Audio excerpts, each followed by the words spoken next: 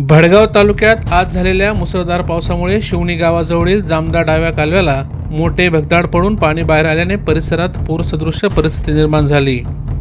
माहिती मिळताच आमदार किशोरप्पा पाटील, तहसीलदार शीतल सोलट, पोलीस निरीक्षक महेश टाक, गटविकास अधिकारी के.बी. अंजने तसेच महसूल व पोलीस प्रशासन घटनास्थळी दाखल झाले।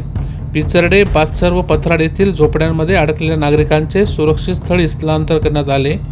आमदार किशोरप्पा पाटील यांनी मंत्री गिरीशभाऊ महाजन यांच्याशी व्हिडिओ कॉलद्वारे संपर्क साधून परिस्थितीची माहिती दिली। प्रशासनाने तातडीने मदत व दुरुस्तीची कामे सुरू केली असून नागरिकांना अफवांवर विश्वास न ठेवता प्रशासनाच्या सूचनांचे पालन करण्याचे आवाहन यावेळी करण्यात आले आहे।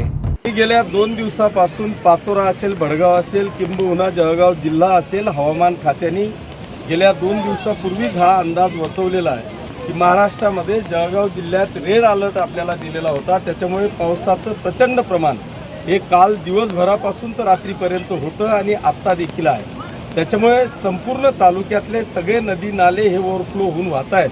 त्यातल्या त्यात यांनी पुनर्भरणसाठी गिरणा विभागाने, इरिगेशन विभागाने एरंडोल पारोळा तालुक्यातल्या पुनर्भरणासाठी कॅनॉलला म्हणजे डाव्या कालव्याला पाणी सोडलेलं होतं। ह्या पाण्यामुळे एक तर वरून पाऊस चालू आहे, त्याच्यामुळे शेतांमध्ये पाणी आहे आणि कॅनॉलमध्ये पाणी जात असताना त्याच्यात प्रचंड प्रमाणामध्ये शेतात पाणी जात होतं।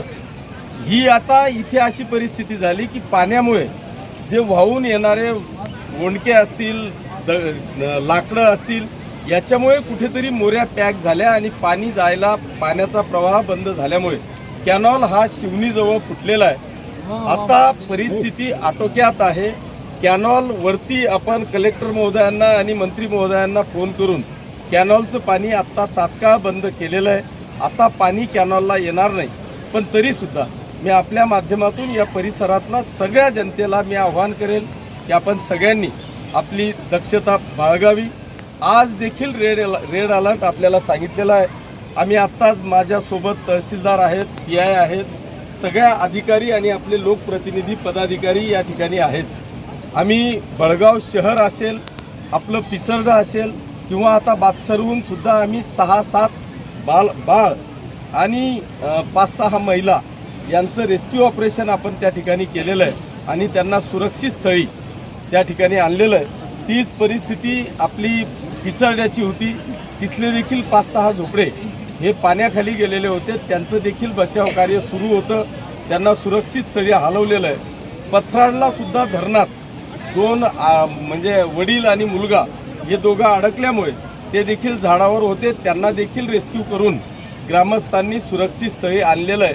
पण तरीसुद्धा मला असं वाटतं की आपण सगळ्यांनी काळजी घेतली पाहिजे। आज देखील रेड अलर्ट दिलेला आहे, तर आपण सगळ्यांनी काळजी घ्यावी असं विनंती वजा आव्हान आपल्या माध्यमातून करतो। आप्पासाहेब, शेतकऱ्यांचं खूप नुकसान मोठ्या प्रमाणात झालेलं आहे। आपण प्रशासनाला काही आदेश दिले तर नुकसानीचे भरपाईचे तेव्हा पंचनामे जर का 65 मिलीमीटरपेक्षा जास्त पाऊस होणार असेल आणि त्याचं रेकॉर्ड आज पाऊस झालेला आहे, त्याचं रेकॉर्ड उद्या येईल।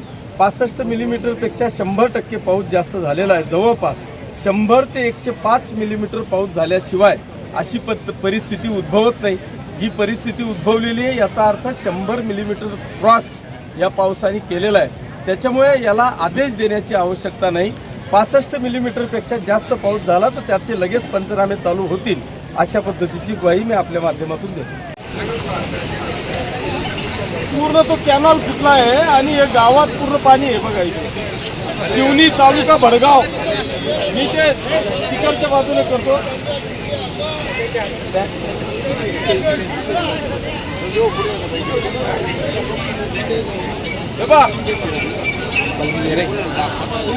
दिसतंय का? हो, एक मिनिट जरा बॅक कॅमेरा करतो, बॅक कॅमेरा करतो। आजचं रेडिंग उद्या येईल। हे बघा आता काय परिस्थिती आहे। कॅनॉल मध्ये तुमचा अख्खा कचरा अडकल्यामुळे तो कॅनॉल फुटला आहे। 2 दिवस झाले ते ग्रामस्थ फोन करताय तुम्हाला। बघा हे सरपंचांनी पाणी बंद करण्याकरता फोन केले तुम्हाला। तुम्ही इथं तुमचे साधे लोक इथं सुद्धा नाही आहेत, इरिगेशन वाले। इथला तुमचा canal inspector, JE, deputy engineer कुठे आहेत? अरे आम्ही स्पॉटवर आहे. तुम्हाला एखाद्याचा आला का फोन, फोटो, व्हिडिओ कॉल काही आला का? ते फोनही उचलत नाहीये. मी जलसंपदा मंत्री महोदय, डावा कालवा अंतर्गत जो पाटाचं कॅनलचं पाणी सोडलेलं होतं, त्या पाण्याचं पुढे कालपासून आम्ही पाट खात्यावाल्यांना सूचना देत होती की कचरा अटकलेला आहे तो तुम्ही काढून घ्यावा. तो कचरा अटकल्यामुळं पाण्याला पुढे जायला जागा नसल्यामुळं कॅनल गावाजवळ फुटला आणि ते पाणी संपूर्ण गावात आणि शेतीमध्ये लोकांचं अतोनात नुकसान करत आहे. कारण की पुढे तो कॅनलच्या लगत खाली केटीवर 5-6 केटीवर असून त्याला लगत जे क्षेत्र आहे तो केटीवर ओव्हरफ्लो झाल्यामुळं त्या शेतीतल्या पिकांचं अतोनात नुकसान, म्हणजे शेतातली माती बी वाहून जाते आणि पिकं बी वाहून जात आहे. म्हणजे ते आजूबाजूच्या क्षेत्रवाल्यांचं काहीच नाही. आणि त्या शेतालगत एकाच शेतकऱ्याच्या म्हशी बांधलेल्या होत्या, तरी त्या 4 म्हशी वाहून गेलेल्या आहेत या पाण्यामध्ये. तरी त्या म्हशी शोधण्यात त्यांना आता एक म्हैस सापडलेली आहे, तरी बाकीचा शोधकार्य चालू आहे, तरी ते म्हैस आढळून आलेलं नाही.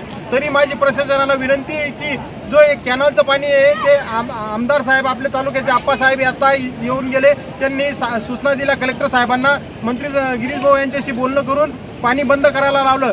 तरी हा जो पाण्यामुळं शेती पिकाचं आता जे शेतकरी अवलंबून होते पिकांवर, त्यांचं अतोनात असे नुकसान झालेलं आहे. तरी प्रशासनाने याला कुठलेही निकष न लावता त्या केटीवर जवळचे जे क्षेत्र आहेत त्यांना सरसकट नुकसान भरपाईचा चांगला प्रस्ताव वरती शासनाकडे पाठवावा. कारण की आज तुटपुंज 17,000 आणि 18,000 मध्ये हेक्टरीमध्ये शेतकऱ्यांना काहीच मिळत नाही. कारण की आज मटेरियलची थैली 2,000च्या वर आहे आणि नागरिक डीलर त्याच्यामुळे शेतकऱ्यांना अतोनात नुकसान होत असून पिकांचे अजिबात आता शेतकऱ्यांच्या हातात काही राहिले नाही. ज्यांनी चारा रचलेला होता नाल्याकाठी तो बी चारा वाहून गेला. तरी माझी प्रशासनाला विनंती आहे की त्यांनी जागेवर स्पॉट पाणी करून लवकरात लवकर हे प्रशासनाला आज सविस्तर शिवणी येथील अहवाल पाठवावा.